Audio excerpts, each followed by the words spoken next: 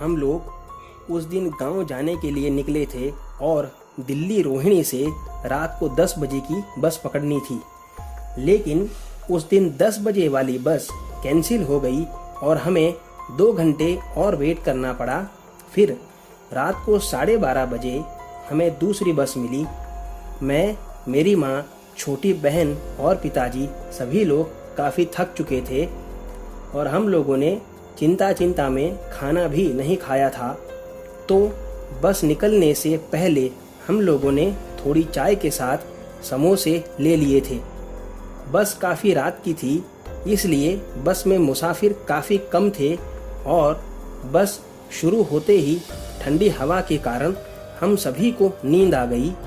करीबन रात को 1:30 बजे बस एक झटके से रुक गई और हमने देखा तो बस में हमारी फैमिली के अलावा सिर्फ 5 लोग और थे।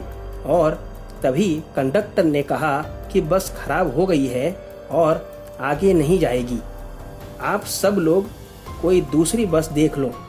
रात के समय हाईवे पर कहाँ जाएं, ये सोच के हम लोग तो बस में ही बैठे रहे, लेकिन बाकी के लोग तो उतर कर चले गए।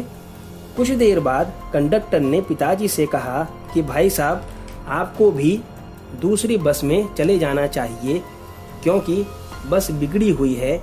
सवेरे तक कोई आएगा रिपेयर करने के लिए और गाड़ी तो सीधा वापस दिल्ली ही जाएगी, तो आप भी कोई दूसरा इंतज़ाम देख लो। अरे भाई, अभी कहाँ जाऊँ, साथ में औरत है और छोटी बच्ची भी, हम अभी नहीं जा सकते, पिताजी ने कंडक्टर से कहा। सुबह होते ही कोई ना कोई इंतज़ाम हम कर लेंगे। ऐसा कहकर पिताजी थोड़ा हवा खाने के लिए बस से नीचे उतर गए और थोड़ी देर बाद पिताजी जल्दी से वापस आए और मेरी माँ से कहा कि चलो जल्दी चलो, एक दूसरी बस मिल गई है। तो हम सभी जल्दी से उतरकर दूसरी बस में जाके बैठ गए। मेरी बहन अभी भी सो ही रही थी। जब हम बस में चढ़े तो पिताजी ने कंडक्टर से पूछा कि भैया, बरेली कब तक पहुंच जाएंगे। तब उसने पिताजी से कहा कि देखते हैं, और वो आगे जाके बैठ गया। थोड़ी देर बाद जब हमारी नज़र दूसरे यात्रियों पर गई तो हमें कुछ डर सा लगने लगा, क्योंकि सभी यात्रियों के चेहरे बिगड़े हुए थे और किसी यात्री के मुंह से तो खून भी निकल रहा था। यह देखकर हम लोग काफ़ी ज़्यादा डर गए थे। पिताजी ने एक आदमी से हिम्मत करके पूछा भी कि आपको ये चोट कैसे लगी, तो वो पिताजी को घूरने लगा और कुछ भी ना बोलते हुए फिर से आगे देखने लगा।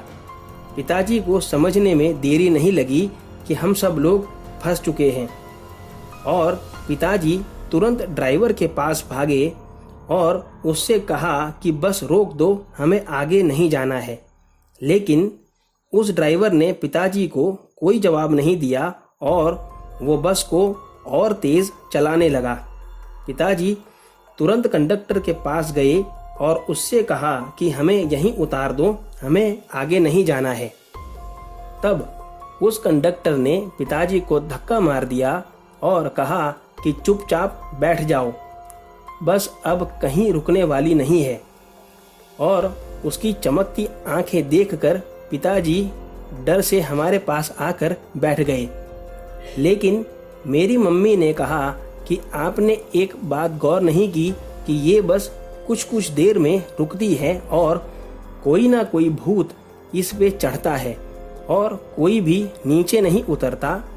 अब हम ध्यान देंगे कि बस जैसे ही धीरे होगी, हम सब लोग दौड़ के बस से नीचे कूद जाएंगे।